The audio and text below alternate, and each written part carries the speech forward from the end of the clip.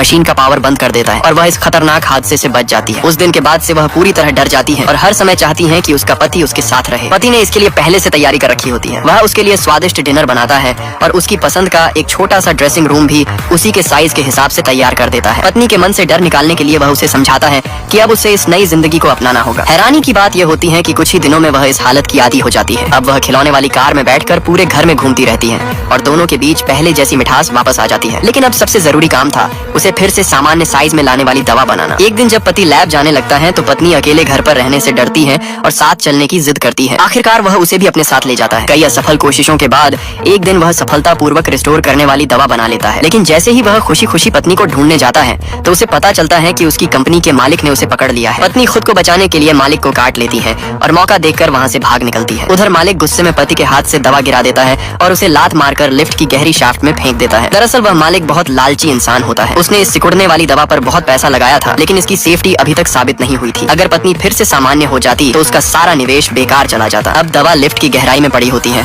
और उसे वापस लाने के लिए सिर्फ वही छोटी सी पत्नी उस तंग जगह में जा सकती थी। वह हिम्मत जुटाकर नीचे कूदने ही वाली होती है, तभी उसका पति वापस आता है। वह अपनी पत्नी को अकेले खतरे में नहीं डालना चाहता था, इसलिए खुद भी वही दवा लेकर छोटा हो जाता है। इसके बाद दोनों मिलकर हिम्मत और समझदारी से आखिरकार वह दवा वापस ले आते हैं। फिर अपनी बेटी की मदद से दोनों दोबारा अपने असली साइज में लौट आते हैं और